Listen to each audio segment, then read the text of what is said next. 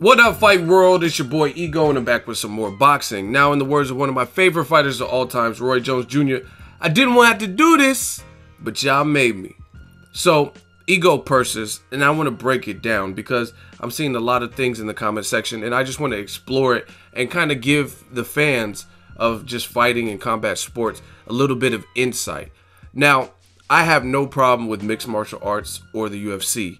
And I try to cover some of the big fights, the bigger ones, on the channel. Even though it's Boxing Ego, some people get mad, but it is what it is. I'm trying to cover all bases and fulfill. And a lot of people ask me to cover fights in the MMA, so that's what I try to do for the big fights.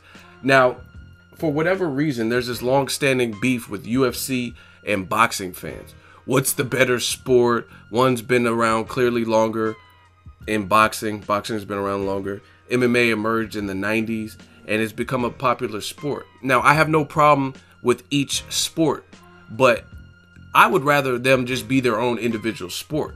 But when people start leaving foolish comments in the comment section, that's when I have to explore it and take a look at deeper things. And they're two different disciplines. There's stars in each of them. And what it boils down to, they're just completely different. But a lot of people I'm seeing from some of the UFC fans, they're like, oh, boxing is dead, UFC's taking over, this is why everyone's going to UFC. So let's talk about some purses, because Conor McGregor just hit a milestone and became, as you can see on ESPN, this is an article from ESPN, Brett Akamoto. Conor McGregor to net UFC's first $1 million disclosed purse in Nate Diaz tilt, meaning the Nate Diaz fight. Did you guys hear what that said? Conor McGregor became the first UFC fighter in UFC fighting history, again, been around since the 90s, to net $1 million guaranteed money with no win bonus. Like, there's been other people that have maybe been close, and then if they were to win, they got an extra bonus of 100,000 or 150,000, which would have put them over $1 million. But Conor McGregor, his fight with Nate Diaz, last minute replacement, shout out to the 209 Stockton. He was upset, but he became the first in UFC history to net $1 million. Now, let's just kind of go over the UFC 196 card real quick.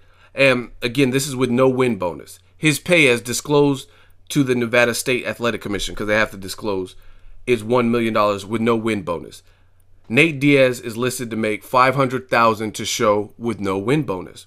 And the co-main event, Holly Holm, she received $500,000 with no win bonus.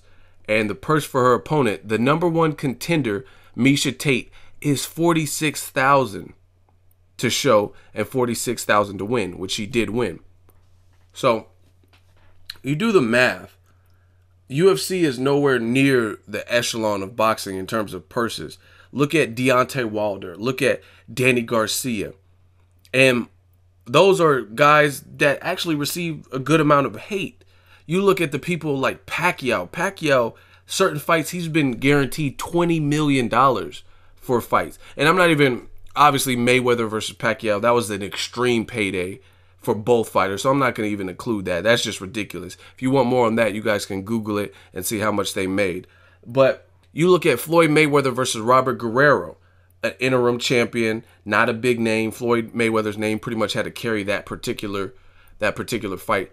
And Mayweather was guaranteed $32 million with a chance at pay-per-view back-end proceeds. And Robert Guerrero got $3 million. And then Conor McGregor, the UFC's biggest star up until the Nate Diaz loss, and even with the Nate Diaz loss, he still might be the biggest one. Maybe it was Ronda Rousey and Conor McGregor, but then she got knocked off by Holly Holm, and Conor McGregor was the man to beat at the time where he went it in UFC 196 to face Nate Diaz. And he got $1 million guaranteed. Now, he did say in the interview that he's once it's all said and done, he's going to breeze past $10 million because this was a pay-per-view event, of course, so he's going to get a portion of that. But the $1 million guarantee is what I'm referring to, because there's no real way to corroborate if he's going to get breeze past $10 million or not. This is what's in the books for the Nevada State Athletic Commission, which they have to disclose, and that was a guaranteed $1 million. Floyd Mayweather got a guaranteed $32 million. Conor McGregor went up from 145, where he was a champion, to 170, and he got a guaranteed $1 million, right? And just to add further insight, Gennady Golovkin, hey, no, guys, Max. Yeah, right. Max. Gennady Golovkin, he's a growing star, but he still, as his pay-per-view numbers showed in boxing, it did about 150,000, 96,000 pay-per-view buys.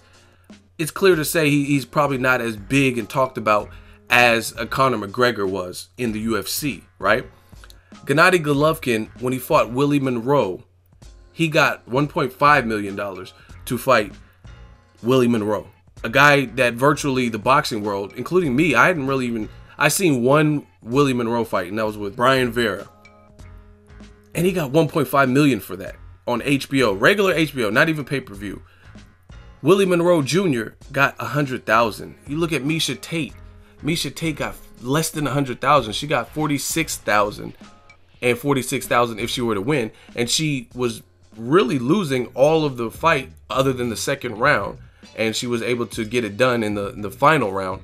But had she lost, like she was expected to lose because she wasn't the favorite, she would have only got $46,000. But congrats to her, she pulled it off in the final round, and then she got an additional 46. So we're talking about guys like Willie Monroe, who virtually wasn't a big boxing name. No one had really heard of him, and he's making that type of salary. Gennady Golovkin, his first fight on HBO pay-per-view, David Lemieux, he was the headliner. He got $2 million to fight David Lemieux. So I'm just sick of hearing this purses and like what sport's better.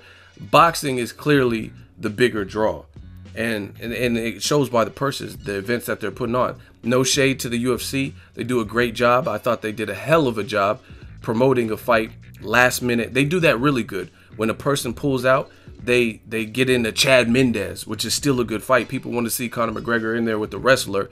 They got Chad Mendes, and obviously they made it work for him to the point where he was willing to face Conor McGregor. Conor McGregor and RDA, Dos Anjos pull out.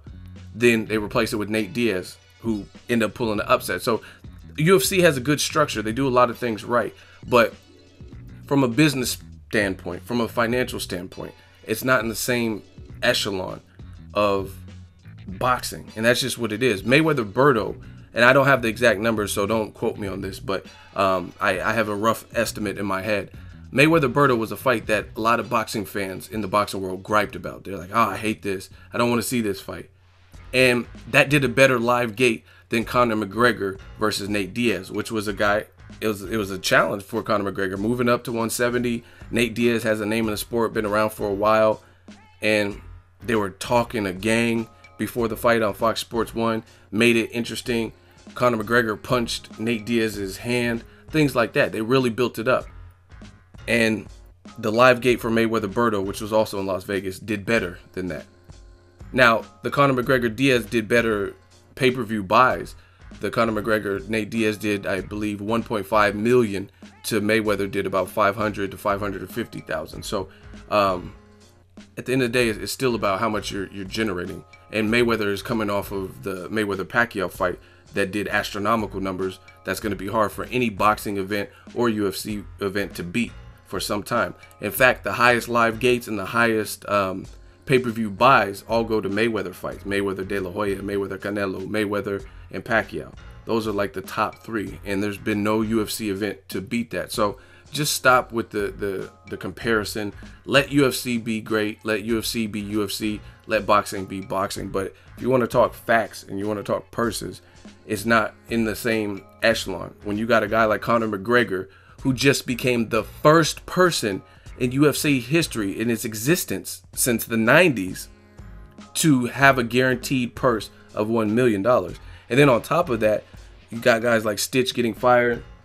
They took away endorsements. They're working exclusively with Reebok, things like that. So unless you're Conor McGregor, you're not getting the same endorsements that you once may have been privy to because of the structure of the UFC. So the UFC does a lot of things right, but they also do some things that are completely different than boxing.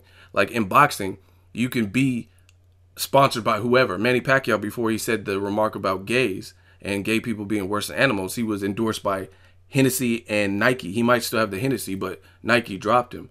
But it doesn't matter. You can, you know what I mean? Mayweather is endorsed by Hublot and Burger King. So there's no criteria. Boxers are pretty much free to do what they want and work with whatever sponsors and endorsers that they want to work with. And that's just the way the game goes. So there are some differences. Let me know what you guys think. Conor McGregor became the first person to hit the $1 million disclosed guaranteed no win bonus purse in the history of the UFC. Let me know what you guys think. And how does Conor bounce back from a loss? Drop it in the comment section. Make sure you share the video, like the video. As always, hate, comment, and subscribe. Till next video is Ego signing off.